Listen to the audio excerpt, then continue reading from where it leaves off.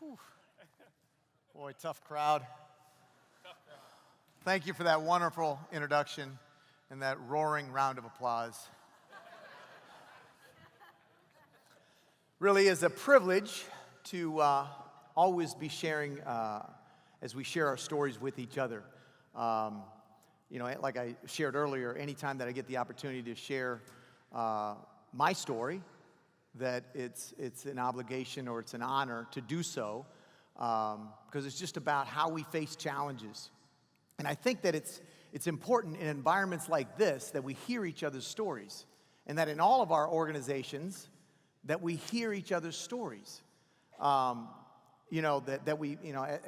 just to add on what we were talking about earlier about creating that environment, creating that circle so that that conversation can happen. And you start to understand where people come from and the challenges that they face that are unique to them.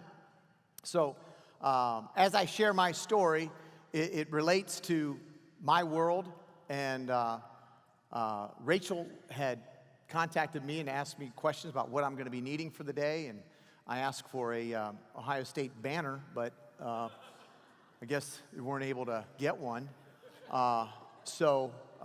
That's fine. But she was asking about, what I'm going to be speaking about, and I said, none of your business. And she took offense to that. But that truly is the title of my conversation with you today.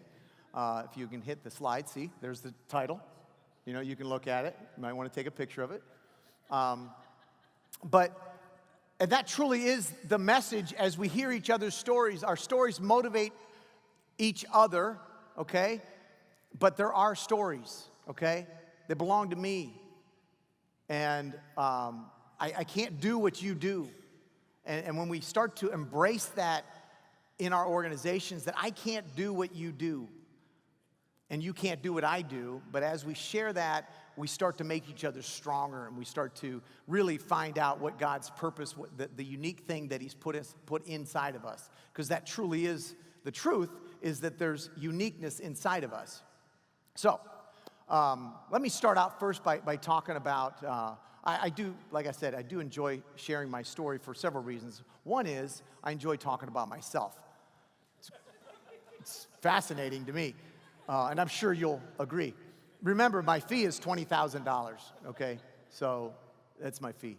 But next slide, you can see the Millwood Incorporated. By the way, close friend with John for been maybe 13, 14 years, right? Okay, it's Millwood, not Millerwood, okay? Okay, it's just, you're John Varican, Millwood. So, close friend, John and I, we love each other. We'll go to the next slide, and we can talk about the products that we make at Millwood. You see, fascinating slide. You've got the packaging materials there all around, the strapping, the stretch film, the corner boards, top coats, and of course the glorious pallet. For those of you that didn't know what a pallet was, that's a pallet. And so we manufacture those. We also manufacture and design and manufacture stretch wrapping equipment, which you see there. That's the S4500. Very nice. Yeah. So you can set a pallet on that circly part, and it spins. Yeah. And you can wrap it automatically, and there's lights and buttons and everything. So, yeah. If you want, you might want to take a picture of that too. So it's pretty fascinating stuff. So I started in business when I was 19 and started in bits and pieces. Next slide. So we started in Ohio, and now we have 27 locations around the country. You can see where we're located. That's what the little red dots are. For those of you who are paying attention, the red dots represent where our location is. That's what we do. We put a little dot, okay? And we have 27 locations kind of from Minnesota to the East Coast, as far south as Atlanta. We have 150 partner supply mills that supply us around the country, because we do sell in all the states. And So we're a nationwide company. A lot of audience applaud now. And so, because the reason we throw those slides up there is because you're kind of supposed to be impressed, like, wow, Steve doesn't look like he could own a company that does that. So I get that a lot. But that's where, that's what we do and where we do it. But at the end of the day, as you look at the next slide, it's just a pallet. And I think, we get so consumed. It's not something that I invented. It's not something I even improved. We just make pallets. It's a commodity product. And at 19 years old, when I started in business, I'd been around the lumber and the sawmill business, growing up. And so I was familiar with it, and it was just what was in front of me. I knew I wanted to be a businessman. I knew I wanted to buy, sell, trade, do something in the business world. From the time I was 9 years old, I wanted to do that. And so that was just what was in front of me. And people ask the question, well, how did you get in the pallet business? Because it was just in front of me. It was one of my only options. I didn't have a lot of options. Like I said, I had thought about, do I go to college? Do I go into business? What should I do? And I'm praying about it. And at the time, graduated high school, and my football coach from high school was going to a little college out in Ellendale, North Dakota, called Trinity Bible College. And so he calls my friend and I, and he says, hey, why don't you guys come out for the spring semester? If you like it, you can come back in the fall and play football, because I'm an athlete, obviously. And so, we went out there, and it was a disaster at first. It's like this little town in North Dakota, and it was middle of the winter, and it was horrible. But it was God guiding my steps, because I spent those 3 months taking classes, taking Bible study classes, and there was one class, I can't even remember the name of it, but the task was you simply had to read 3 chapters a day and journal. Journal on the 3 chapters a day. That's all you had to do. And that was your grade. It was kind of like a pass-fail. And so I'm like, oh, this is good. So of course, like any good student, I wait till the end of the week, and I'm like, oh, I better catch up. Kind of skim through the chapters, write a little something. I'm thinking, well, he's not going to read it, right? So I'll just, write something, real quick. And I began to journal. But what I began to find out that after several weeks of doing this, I began to look forward to that time that I was spending in the Word. That time where God was speaking to me, and I was developing that relationship with Him as I was praying about my future of where I should be and what I should do. And it's through those times that God drops things in our hearts. Psalms 37:4, you delight yourself in the Lord, and He will give you the desires of your heart. When I first read the scripture, I thought, wow, that's kind of like a genie in the bottle. You mean I can ask for anything? That's not what it's really saying. What He's saying is that as you spend time with Him and delight yourself in Him, He begins to drop things and desires in you, and you just start following those desires, and that's unique to every one of us. Everyone, it never stops. God continues to, you get on a path, and maybe, you're in ministry, or you're in business, or you're in the community, or whatever it is you're doing, you're on a path. But as you focus on your relationship with Christ and you build that, all of a sudden you start having this desire to go do certain things. And that's all you have to be sensitive to and respond to. And that's really all I was doing as I, pursued business. And you see the slide there? Oh, there. It was black. I didn't know what happened to my slide. But so the question is not what you do, it's how you do it.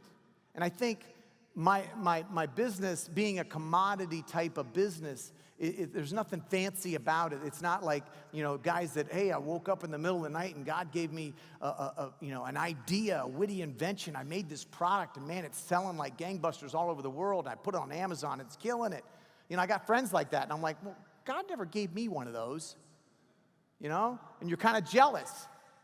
But that's what we have to guard against and say, well, what am I missing? Because there's something in front of me that I'm not engaging in. God's putting something in front of me. He's not a respecter of persons. He doesn't select this guy and say, well, he's going to get all the good ideas.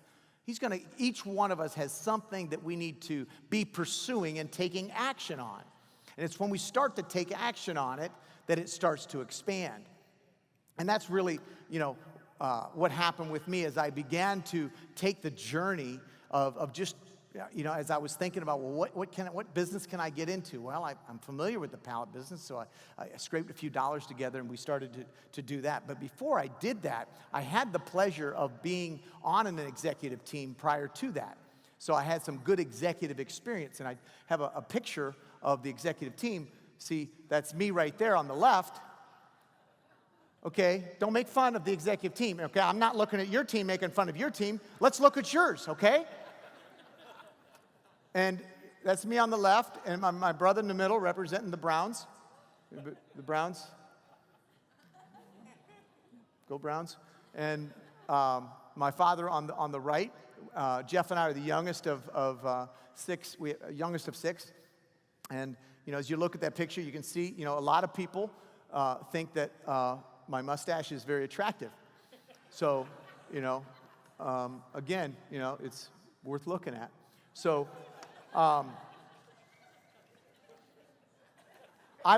my job on the team was I was in charge of all of shipping. So what that meant was that as the lumber came off the sawmill, we were on a portable sawmill, and I had to take the lumber and put it on the proper stack, okay? Because if you put it on the wrong stack, you get yelled at a lot. And so you have to make sure that you do it right. And so that was my whole area of responsibility on the executive team. And so that was one of the reasons that I wanted to hurry up and start my own business so that I no longer had to serve on that team. Because I was low man on the team and I always got yelled at. So that was in the early days, and so we scraped a few dollars together, and this was the first, the original facility. As you go to the next slide. Yeah, please hold your applause. A lot of people look at that and they say, oh, is that after the fire? No, it's after the rebuild, okay? All right? I did the best I could, okay? So that was a few years after we had experienced a fire, and so I started my business there, and you see the little Amish buggy down there in the right-hand corner. See it? A little classic, right? Amish community, makes a nice touch. And but there came a time where, and as you can go to the next slide, where we all have to drive a stake in the ground. We can have a lot of ideas. We can be creative, and we can allow life to start pushing us around. And we try things, and we fail, and we try some other things, and we get pushed around. And finally, at some point, we have to drive a stake in the ground and say, this is who I am. And I'm not moving anymore.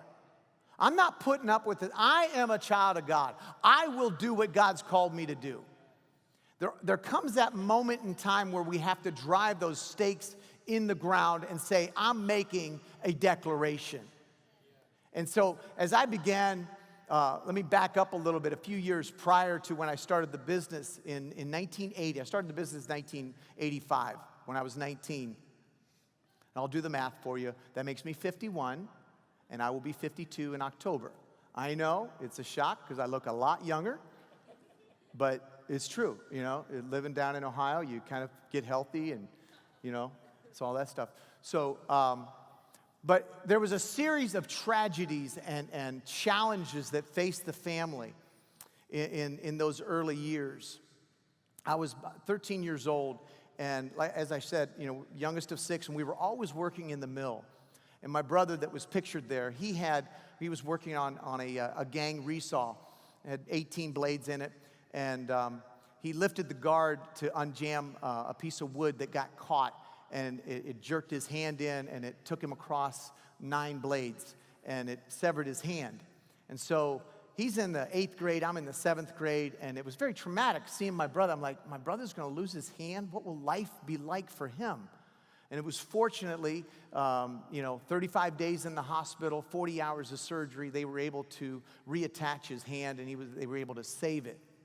And so while that's going on, my mother's staying at the hospital throughout that whole period of time, those 35 days. While she's there, she gets a phone call that her sister had unexpectedly passed away. And so she had to leave the hospital and go to attend the funeral and deal with all the grief about losing her sister that she loved very much. She was very close to that particular sister. She comes back to the hospital, and they finish up there, and she brings Jeff home for recovery. And about 2 weeks after they got home from the hospital, we received another phone call that her mother had unexpectedly passed away. So she lost her sister, she lost her mother in a period of 2 weeks. She's dealing with her son who potentially lost his hand. And it was just very dramatic. And I'm watching this as a young man. I'm watching how my mom's handling it. I'm watching how the family's handling it. I'm watching how we're banding together and dealing with these tragedies that have hit us. And so we go through that, and then my mother's, two of her friends came to her and said, Fran, you've been through so much. You've been through so much in this short period of time. You've had 2 funerals. You got your son, and your son's stabilized now. It looks like his hand's gonna heal over a long period of recovery, but it looks good. We want to take you away, and we're just gonna get out of this environment for right now and just go have fun, stay in a hotel, and we'll pray together, and we'll go out to eat, and we'll just have some fun and laugh together, because her friends were just wonderful ladies. The 3 of them would just have a great time when they were together. So it was a great idea. And so they were down in North Carolina. And this is a few months later. It was in May. And so after all this stuff had happened. And so while they're down there, they're doing a bus tour. And the bus driver says to the 3 ladies, he says, you need to stay on the bus. You need to go back to the hotel. There's been an accident in Ohio. And so they got back on the bus, and they go back to and right away my mother says, oh my God, one of my children had an accident. And her friend said, oh, Fran, you don't know what it is. We don't know. I'm sure everything's going to be fine. Don't worry about it. They go back to the hotel, and her 2 friends had to sit my mother down and tell her that her oldest son, 21 years old, was just killed in a trucking accident and hauling logs for my father. And so she's getting hit over and over and over again. And I'm sharing these challenges with you because we've all faced those kinds of things in our lives where it seems like it's just not fair. I remember going to that hospital that night and being with my father. It was Jeff and I and my dad were the 3 that were available, and we just happened to go to the hospital. We didn't know what the problem was. And I remember walking into that room and having my dad, as he's sitting there, say he didn't make it. And how much pain it was on him. But yet, their faith never wavered. I'm watching this happen. I'm watching this play out. I needed to see strength, okay? And as we go through challenging times, we need to always know where our strength is plugged into. Because it's in those times that you want to throw your head up and say, this is not right. This is wrong. And it was about a year later, we had recovered from all this, and we're still trying to survive and all this kind of stuff, and just help each other and those kind of things. And about a year later, Jeff and I are driving home from school, and we lived across the street from the sawmill, and we looked over and we seen there was all these lights and everything. I'm like, what's going on at the mill? So we pull in and we realize that there's 9 fire departments surrounding the mill, and we look and we see that it's a complete loss. It's completely destroyed by fire. The roof is gone. Everything's just destroyed. The business that my dad had built for 20 years is now gone. The business that I grew up working in is gone. The business that I thought about, well, maybe I go to school, maybe I go to work for my dad like my older brothers do, and maybe that's what I do. It's all gone. And I remember getting out of the car that day, or that night, and my knees are weak. And I look over the table where there's the neighbors have set up a table to serve the volunteer firemen. And they're just standing there. They're watching us. And they don't know what to say. And they're just shaking their hand. They're shaking their heads. And they're just saying, we're so sorry. And my knees are buckling as I'm looking at them. And I'm like, what's going to happen to us? What's going to happen? What's going to happen now? Is our family over? I mean, now we don't have a business anymore. What's going to happen? And this was the moment that I go back to many, many times. I still go back to today as I face challenges. Because my dad got the family together that night, and he said, He got us together in the kitchen in our farmhouse there. And he says, we don't know why all these things have happened to our family, but we do know this: God is faithful, and we're going to be okay. And that's, as a 13-year-old kid, that's all I needed to hear. I was like, well, okay, I guess we're going to be okay. You know, my dad had no clue how we were going to be okay. I mean, it was 1980s. Interest rates were 20%. The economy was in the tank. There was the insurance money didn't even cover the debt that we owed on the equipment that got destroyed in the fire. So there was no money to rebuild. It was a disaster, and we had no clue. But I have to continually make that declaration in my life as I drive that stake in the ground, and I say that as I declare that God is faithful. I don't know how, I don't know why, but I know that God is faithful. And so it's that foundation that I started the business with as I began to collect scriptures, and we can look at the list of foundational scriptures as we go into business, and I began to see the promises that God had put in place for the businessman. And I began to look at that, and I said, you know, these are promises that belong to us. I'm called to go in business just like the pastor is called to go into ministry. Just like anybody is called to go do what they've been gifted to do, okay? So there is no difference between, you know, that somehow the pastor's calling is more holy. It's definitely a noble call, and it's a well-respected call, but it's no different. He's not better than me, and I'm not better than him.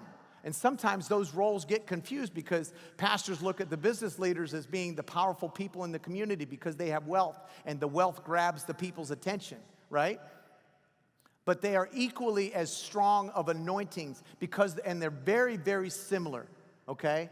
The pastor's anointing and the calling in a pastor's life is to do what? He is out sending out the message to the community, says, come in here, I will show you the way.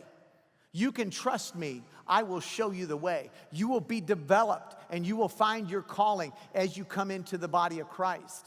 And the business leader is saying the exact same thing every day. I'm out in the community saying, come, join my workforce. You can trust me. I will pay you a fair wage. I will develop you and make you a better business person, a better community leader, a better, stronger spiritually as well. Those are the things that we take as responsibilities when we call ourselves a Christian businessman. That we are called to ministry just like those that are truly in ministry. Nobody's exempt from that. You know, sometimes the business leaders are like, well, I don't do ministry. You know, I create the wealth and I pay my tithes. That's my job. Well, yeah, you're called to create wealth, like we see Deuteronomy 8:18 says, forget not that it's I that gives you power to gain wealth that you may establish my covenant. Right? You may establish my covenant. That's one of the reasons that I'm in business, but it's not the only reason. Malachi 3:10, bring all the tithes into the storehouse. Prove me, see. God's challenge, prove me and see if I will not open the windows of heaven and pour you out blessing which you cannot contain. Okay? He's given us that challenge. Luke 6:38, give and it shall be given unto you. Good measure, pressed down, shaken together, and running over, shall men heap into your bosom. And I used to declare, I would walk around the plant speaking Luke 6:38 over the business because I knew that the good business deals were going to be brought to me, that they're going to find me. And I was declaring that over my business. And Psalms 1:3, that I'm like a tree that's planted by rivers of living water, bringing forth fruit. And then, of course, there's the last piece that says bringing forth fruit in due season. I didn't like that part. Because in due season means that I got to wait for it. How come we can't just have fruit now?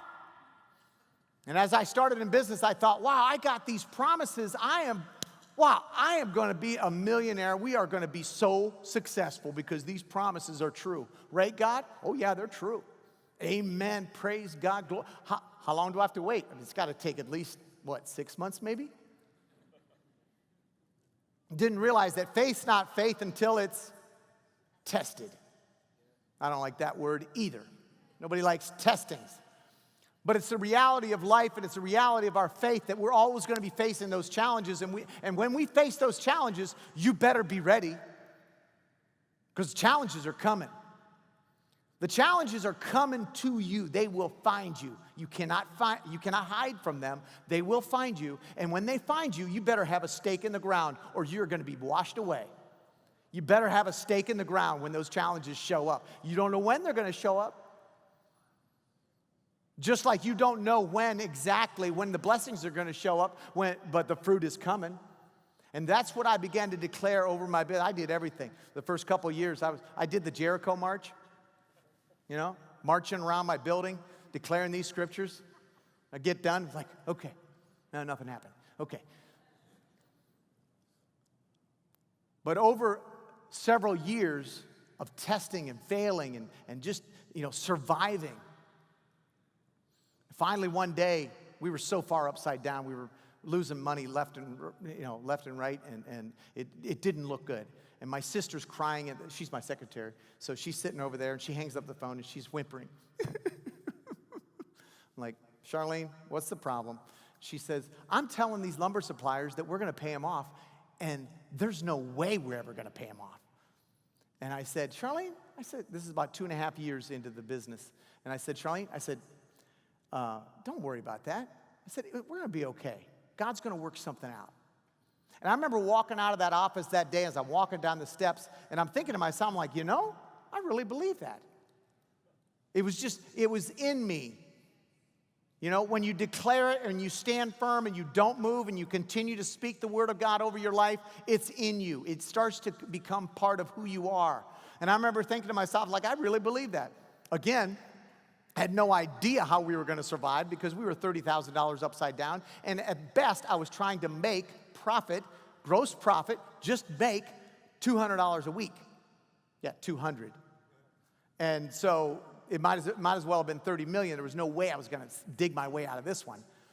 But 30 days later, I'm sitting in the office talking to Charlene, telling her, hey, we paid off all of our bills. We've got $30,000. We paid off all the debt. Now, let's figure out what we're going to do from here going forward. What happened was a neighbor on the backside of my property, only one guy, on the backside of the property, his land touches my land. He's the only person that could ever buy any of my land. He walked up to me, Luke 6:38, he found me. He walked up to me and he said, hey, I want to build a chicken house on my property, but I need about 15 acres of your land to really make it work. Can I buy 15 acres from you and I'll give you $2,000 an acre? Well, if you do the quick math, that's $30,000. And I know, okay, I won't make a Michigan joke, okay? So you do the quick, at $30,000, so we got the cash quickly, we paid everybody off and we were squared up. And then we began to seek what God would have us to do next, and we stumbled onto pallet recycling, which was not a thing back in the 80s, and we got an early foothold, and we began to grow and became profitable. But still, after a few years of profitability, I realized, man, my biggest customer is like 60% of my business. If they go away, I'm back to square one. I'm having this conversation with them. I'm like, man, this is not good. Man, I'm hearing they might be in trouble. Man, if they go away, I'm done. And then I began to declare, again, drive the stake in the ground. I began to declare the word of God. And I said, no, if something happens, I said to God, if something happens to them and they go away, I know you're going to replace them with something better. You didn't bring me this far just to watch me fall. So I'm in your hands. I'm just going to continue to do what is in front of me. And so what do you think happened 6 months later? Yeah, my biggest customer, they filed bankruptcy. Perfect. And I just relaxed. I said, well, we'll get through it. They filed bankruptcy. About 3 weeks later, a company called Sugardale Meats, Fresh Mark Foods, they make the Sugardale hot dogs. Anybody ever have a Sugardale hot dog? They fill all the major league parks in the country. They supply all of them with hot dogs, and they are delightfully delivered on a millwood pallet. But that's how God just continued to perform his word over and over again. The challenges continue to come at us every day. We still see challenges, and I still have to drive and speak the promises of God over our business. But the bigger thing is what we're doing with our people. And we've developed a network of chaplains. We have 27 chaplains, one for each of our facilities that we take care, provide chaplain services for our people. And we've integrated them into the HR function so that they have a reason for being there, so that they don't just go in the workplace and show up and say, oh, hey, I'm the chaplain. You want to pray? That's weird. So we try to integrate them in the workplace to accomplish those kind of things. And so we've developed our 4 pillars that represent the culture that we want to be judged by. This is what we invite our customers, our suppliers, our team members. We invite our customers to judge us by these pillars and say, judge me according to trust, servitude, discipleship, and integrity. That's what I want to represent. That's when I'm outside those boundaries, I want you to call me out. I invite you to judge me that way. And so we started to promote that as we started having multiple locations. And as we began to grow, I brought a partner on to help me grow, Chip Treblecock, like in kind and faith. Same principle, that we're desiring to be an influence in the marketplace, that we're called to be an influence to our people. This is our congregation. How are we taking care of them? And it's through these principles that we desire to grow them in their spiritual, physical, and in their community, physically in their community. So that's the Millwood story, and as we continue to try to drive the culture, because as I think Clay mentioned it this morning, you get the culture right, even bad decisions figure themselves out. You know? Culture is the number one thing that a leader has to protect and has to build. We have to build the culture and continue to ask the question, who am I honoring? Who's this business here to honor? Are we just here to create wealth, or are we here to honor God and to draw others into the kingdom of God? And so we do that through those types of things. There's a study done about being happy. Next slide. Dan Gilbert did a study from Harvard about he wrote the book Stumbling onto Happiness. And it says, are we happy when we get what we want, as a question? And the answer is, of course, no. It may give us a short surge of motivation or excitement, but that's not what makes us happy. And what happens in our lives is we pursue happiness, and that's the key word. Should we be pursuing happiness? The answer is no. We should be happy. That's a choice that we have to make. We have to choose to be happy, regardless of our circumstances. That we take delight in and we praise God regardless of the type of day that we've had.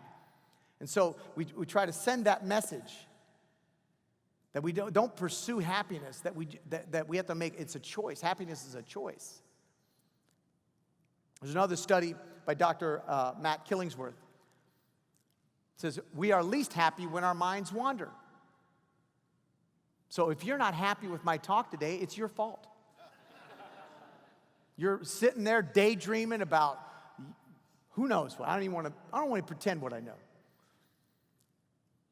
But and the point is that when we're focused on what is in front of us is when we're most engaged. That's when all of our senses are engaged in it, because we're focused. We're not distracted. We're not sitting back daydreaming. Yes, there's that time where we sit back and think about big picture stuff and do some dreaming. There's that time. But on a daily basis, we need to be engaged in what God has put right in front of us. Engaged in who God has put in front of you. You know, constantly thinking about if there's somebody in my path, am I being an influence to them? Am I influencing them to grow closer to Christ? That's my challenge. That's the challenge to all of us. That we're asking that question. It's like, what's in front of me right now? What am I doing with what God has put in front of me? You see this next study done by it was a poll done by Gallup, thriving in toxic workplaces. Number one attribute of a thriving workplace is a sense of personal concern by their immediate supervisor. It's the sense of personal concern that you really care about the individual more than you do the function.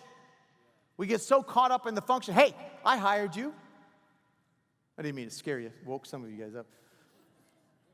We hired you. You're getting paid a wage. Do the function. Do your job. I don't want to hear about your emotional needs, okay? You're here to work. And we put that as a priority. And being in a manufacturing environment, we're always doing that. We're always production-minded because production is extremely important. If we don't get production, you lose money. If we lose money, we won't be here. Okay, so production is very important. But production is number two. The individual has to be number one. And so are we demonstrating that in our interaction with the people that God has put us in authority over, that we're not using the authority, but we're using the influence? I love that Clay spoke of this morning. And so that's a challenge that we're always, that we as leaders, we need to challenge ourselves with that, of sending that personal concern to the individuals. I'll give you another slide here about workplace satisfaction. In a recent survey, 55% of the people surveyed, hearing the words "thank you" is what gives the highest sense of satisfaction at work, more than pay raises and bonuses and gift cards. I shared this with our team members. And so they were excited to see that. So I said, so no more pay raises, but lots of thank yous. They weren't real excited about that. Of course, we have to do those other things, but the thing that gets most talk about, that gives that satisfaction, is when somebody when we're saying thank you to somebody, we're sending a message that I see you and I see your work. I see you. I know you. Just because I'm with you every day. And this is the workplace. We spend more time in the workplace than we do at home. We spend more time with our teammates at work than we do with our family members and our friends. We're there. What are we doing with that opportunity? As leaders, what are we doing with that opportunity that God has put in front of us where we are with them 5 days a week? Are we being that influence? You know, the pastor gets them 1 day a week, and that's optional. We get them 5 days a week, and it's not optional. You have to show up for work, right? So what are we doing with that opportunity? How are we being creative in being that influence to them, to demonstrate to them that they can have a relationship with Christ? That's the challenge of the Christian businessman. This next slide demonstrates this. Anybody ever heard of Aeneas Williams? Several. Football player. Good, good. See, in Ohio, you know what's coming. I'll be nice. Okay, I live in Canton, Ohio. It's home of the Pro Football Hall of Fame. All right? So we have the Hall of Fame in Canton. It's a big deal. Every year, we have one of the universities in our state is one of the top-ranked teams in the country. You may have heard of it. So in Ohio, football is kind of a big deal. I know it's not that big of a deal up here. You guys don't really, doesn't seem like it's a big deal to you guys anyhow. So, hey, I love you. Okay. So the story about Aeneas Williams, he made this comment about discipline is a byproduct of your vision. We get so caught up in as Christians, you know, we want to live good lives. Man, I want to be disciplined. Man, I want to work out regularly. I want to read my Bible more. I want to do all those things that I should be doing. But then we don't. Why don't we? Why don't we live that disciplined life? It's a vision problem. It's not a discipline problem. Discipline comes automatically. When you get the vision right, the discipline just follows it. And his story is a great story of doing just that. Some of you have heard of him, but he played football in high school in southern Louisiana. Small high school. Nobody ever heard of him. Didn't get recruited out of college or out of high school. Didn't get recruited. So he was raised in a middle-income home. Had an older brother that went to Southern University. Became a CPA. So Aeneas said, well, I'll go to Southern University and I'll be a CPA. So he's working. His brother had graduated early. So Aeneas says, well, I'm going to graduate early too. So he's working really hard on his academics. He's trying to, go to all his classes. And so he's not playing any sports, not doing a lot of the other stuff. His junior year, he was listening to a pastor, okay? And this is important about the responsibility that we have as leaders and as pastors. Because we've got to identify and we've got to set the table for people to be able to recognize their gifts and callings, right? We're setting the table for them to develop a relationship with Christ, and as a result of that relationship, they begin to see what their calling is. That's their purpose. Well, this pastor did a good job at it, and he spoke into Aeneas' life. And Aeneas suddenly realized, he said, I'm a junior in college. I've been raised in a Christian home, but I don't have a relationship with Jesus like these other people do. I need to have a personal relationship with Jesus. I need to develop that. And so he began this journey of really seeking God's presence, spending time in the Word. And that's all, he was doing his other stuff, but he's just focused on that. As a result of that, he began to think about other things. Things began to drop into his heart. Psalms 37:4. Delight yourself in the Lord. Delight yourself in the Lord, and he will give you the desires of your heart. He puts desires in you. So Aeneas said, you know what? I miss playing football. I like playing it's a small school. I'm sure I can walk on and maybe get some playing time. He walks on his junior year onto the field at Southern University, makes the team, has a pretty good year, gets some attention. Coaches like him, becomes a starter. Next year, his senior year, has another stellar year, sets some records in their conference, has a really good year. Towards the end of the year, people actually started saying, you might be good enough, you might be able to play in the NFL. He's like, wow, that would be amazing. But who's going to notice little old me in Southern Louisiana at Southern University? Now, his name's Aeneas. He had a problem with self-confidence. He never thought he was good enough. He never thought that he didn't think he looked good. He didn't like his name with Aeneas. Everybody called him Anus. It's a true story. Is that allowed in church? So he's on this journey. And by the end of the season, he's getting enough scouts and people coming to watch him. He starts to believe in himself, and he says, maybe I can make it. Maybe this is the path that God has for me. Ends up getting drafted by the Arizona Cardinals in the 3rd round.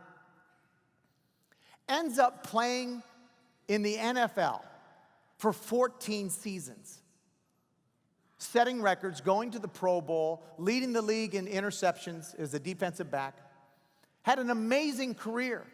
Gets done playing football. In 2014, he's up for the Hall of Fame. He gets inducted into the National Pro Football Hall of Fame in Canton, Ohio. Here's a guy that could have just as easily missed his giftings and his calling. But because he developed a relationship with Jesus Christ and he got his vision right, once he got his vision right, God started dropping visions into him, and he started pursuing those visions. His discipline came in right after it. He started working out properly. He started training properly. He started doing all the things that would cause him to achieve the vision that was dropped in front of him. And that's the question that you and I have to ask ourselves on a daily basis. What is God dropping in front of us? Are we ignoring what God has put in front of us because we're too busy looking at what somebody else is doing? Because we're too busy looking at what the other business guy is doing and his product and his unique thing? Or are we looking at what God has put inside of us? Are we spending the time developing that relationship so that we can have his ideas become our ideas?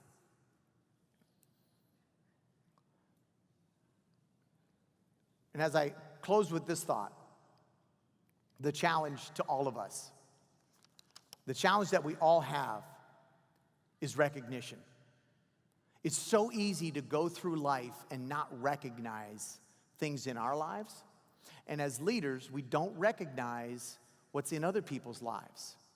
And as we begin to dig out what God has for us and identify those things, it becomes more clear to us what's in other people's lives.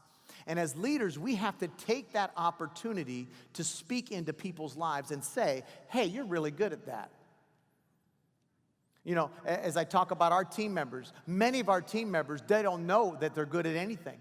They don't know that that they're strong. If you ask somebody, if we all as a group today said, what are you good at? Many people would say, I don't know. No one's ever told me that I'm good at anything.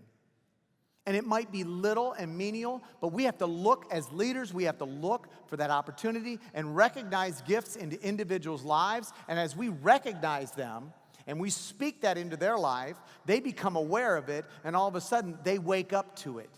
And so they recognize, and then they begin to embrace the gifting and calling that's in their life.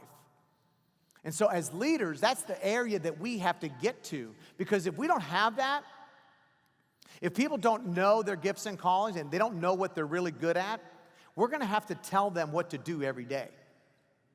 On my agenda as a leader, I got to go into work every day and I got to go down the list and say, okay, Billy, you do this. Bobby, you do that. Carol, you stop crying, Carol. Get back to work. You know, we're going to have to give instructions for every detail when people don't have a clear vision.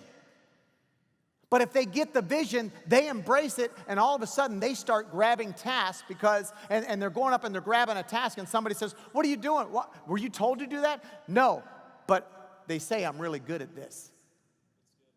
And their chest sticks out a little bit and say, they say I'm pretty good at this. And it's the leader speaking into their life saying, hey, you're pretty good at that. You should do more of that. That's our job. We call it, there's tens of thousands of Christian businessmen. And this is what we talked about, getting in circles and getting in groups and getting with people that are of like influence and challenging each other. But there's so many Christian businessmen that look at business as it's just a wealth machine. Take care of my family, take care of my church. I'm a good guy, I pay my tithes, I do that, and I'm done. And they miss the fact of being in ministry.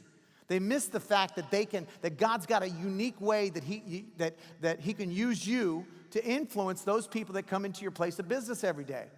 We miss it. And what's exciting is that we go from just being in business, okay?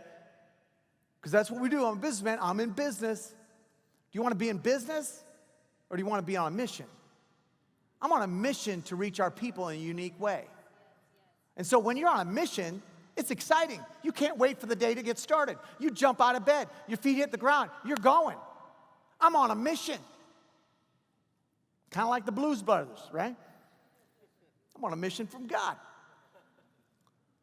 But that's the challenge that we have for ourselves and the challenge that we have to share with anybody that's in our circle of influence. If you're a business leader, take that opportunity to get in have those meetings with other business leaders and challenge them how they're reaching their people. And some people would say, well, that's not me. I'm not that kind of guy.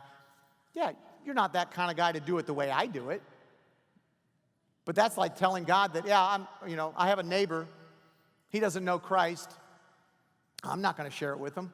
I don't do ministry. God put him in front of you. You better be an influence, whether it's how you live, the kind of words that you speak at the right moment. And it's just being intentional. It's just asking the question, God, how do you want me to reach my people? It's not about, we get turned off because we put boxes in and we say, well, I can't, from an evangelist standpoint, the guys that go out in the street and do that kind of witnessing, some of us would look at that and say, well, I can't do that. I don't feel comfortable doing that. That's fine. You don't have to do it that way, but how do you do it? How does God want to use you? Because he wants to. I guarantee you that he wants to use you in your marketplace. And that's the message, the challenge that I have to the business leaders. And the challenge that the pastors have is the same one. Because like I said earlier, our callings are so much the same. We're all doing the same thing. But as pastors, we have to set the table. Set the table for people to grow. Set the table for growth to happen. Okay? And so that's my challenge that I leave with you today, is to recognize and embrace your call, and then recognize and cause others to embrace their call. So with that, appreciate your time. Thank you for the time that we've had together.